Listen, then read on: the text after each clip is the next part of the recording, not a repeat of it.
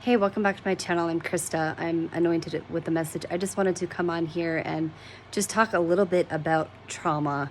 And the reason why I have inspiration for this topic right now is because there was a video that popped up on my feed, my news feed here, and in YouTube, and I had never listened to this person before. I'd never seen their channel before in my life, and I just felt led to watch it. And I was just listening to him talk about his trauma and the things that he had gone through, and that's why, he had so many walls up in his life and struggled so much.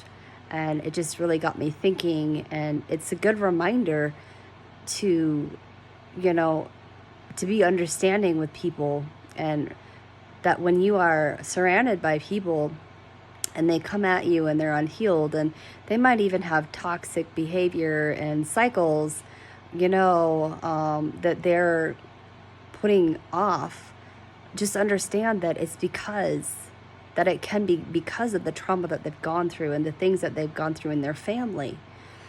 And when you can truly have an understanding for people, then you can find empathy, and then you can find compassion.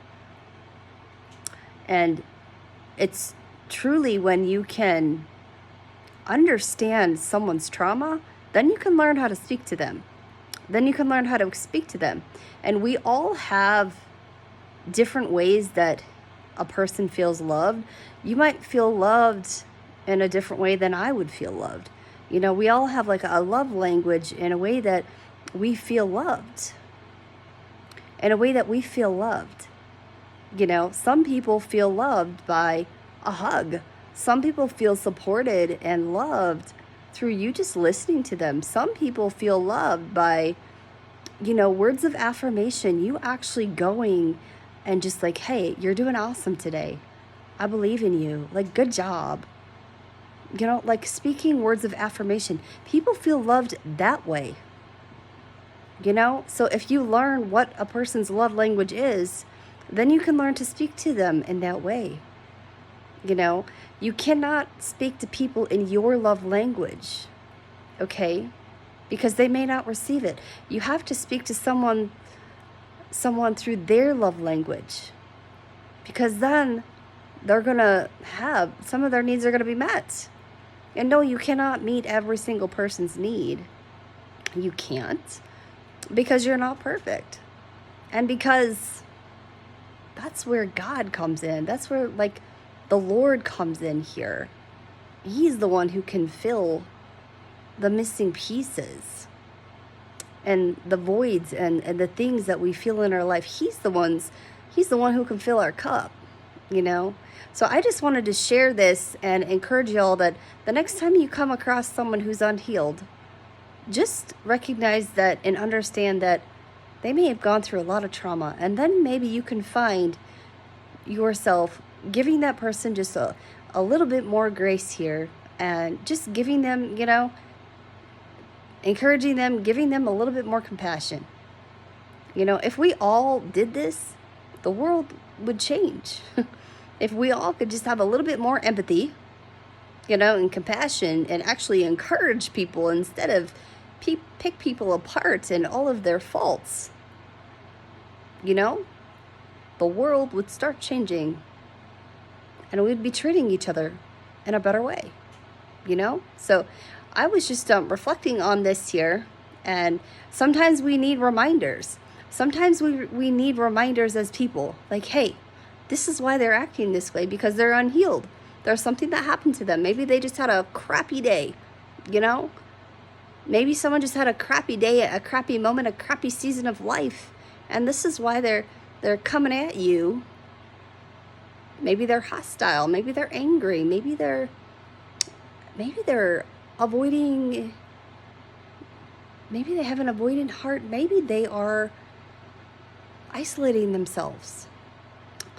So you just gotta recognize here, like, what kind of qualities they're giving off, and encourage people.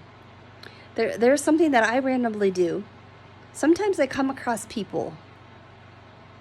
I come across people, and I'll see their sadness, and I'll quietly pray for them. I remember seeing a man He was a young adult, and he looked like he was having a bad day. He was next to a bridge. He got off of his bike, and he was just looking down like he was just having a real crappy moment.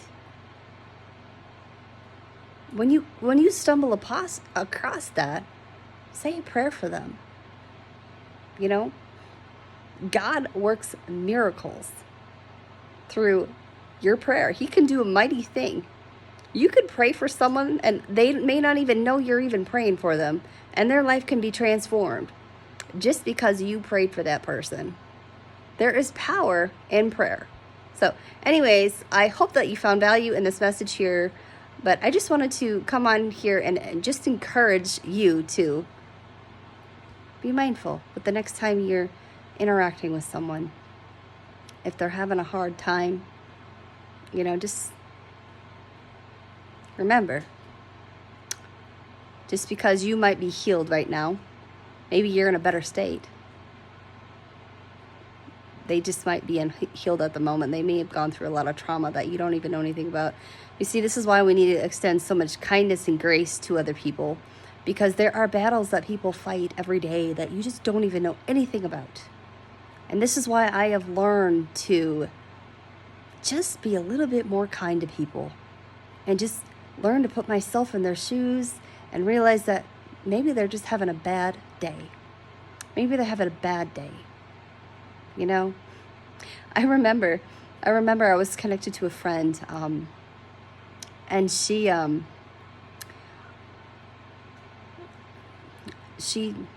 is no longer here because she took her life. But I remember I was connected to her, and she was upset because she was having a bad moment, and she spilled something on the floor. And I brought forth some humor. I'm like, well, dang it. I think God just wanted me to clean it up for you. Or maybe this is God's way of saying, you got to clean your floor. I don't know. Like, I brought some humor out of it, and she laughed, and it totally switched her mood. But anyways, I don't know why I threw that in there, but sometimes you got to throw some humor in there too, just to brighten someone's day. See you next time.